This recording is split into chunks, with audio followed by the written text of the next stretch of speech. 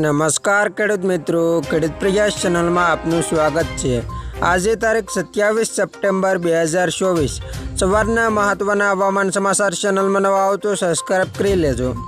વિદાય લઈ રહેલી ચોમાસાની ઋતુના કારણે ગુજરાતના કેટલાક ભાગોમાં ભારે વરસાદ પડી રહ્યો છે અને ભારતીય હવામાન વિભાગે ગુજરાતના કેટલાક વિસ્તારો માટે રેડ એલર્ટ જાહેર કર્યું છે। આગામી 24 કલાકમાં અતિ ભારેથી અતિ ભારે વરસાદ પડી શકે છે। તે પછી કેટલાક વિસ્તારોમાં ઓરેન્જ એલર્ટ આપવામાં આવ્યું છે, જ્યારે અન્ય લોકો યલો વોર્નિંગ હેઠળ છે। ગુજરાતના સુરત, નવસારી અને છોટાઉદેપુર જિલ્લામાં એકાંત સ્થળોએ તેમજ સૌરાષ્ટ્ર વિસ્તારમાં ખાસ કરીને અમરેલીમાં પણ ભારે વરસાદ નોંધાયો હતો। આઈએમડીના જણાવ્યા પ્રમાણે આગામી 24 કલાક દરમિયાન વલસાડ, દમણ અને દાદરાનગર હવેલીમાં રેડ એલર્ટ આપવામાં આવ્યું છે, કારણ કે ભારેથી અતિ ભારે વરસાદ સાથે ખૂબ જ ભારે વરસાદની સંભાવના છે।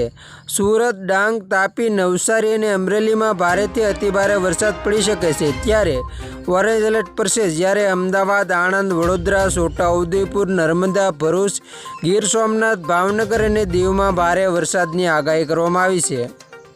આવતીકાલે છોટાઉદેપુર, નર્મદા, વલસાડ, દમણ અને દાદરાનગર હવેલી તેમજ સૌરાષ્ટ્ર વિસ્તારના ભાવનગરમાં છૂટાછવાયા સ્થળોએ ભારેથી અતિ ભારે વરસાદની સંભાવના છે। આ જિલ્લાઓ ઓરેન્જ એલર્ટ હેઠળ છે।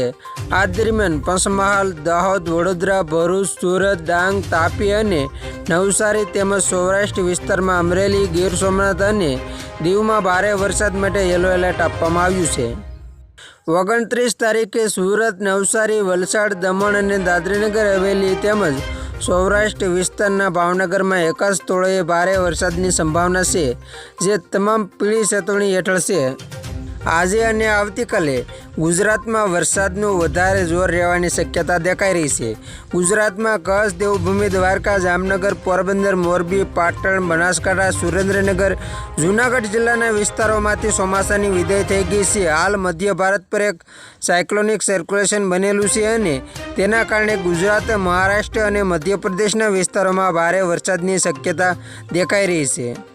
વલસાડ, સુરત, ડાંગ, તાપી, નવસારી, ભરૂચ, નર્મદા, છોટાઉદેપુર, અમરેલી, ભાવનગર અને ગીર સોમનાથના કેટલાક વિસ્તારોમાં ભારે વરસાદની શક્યતા દેખાઈ રહી છે।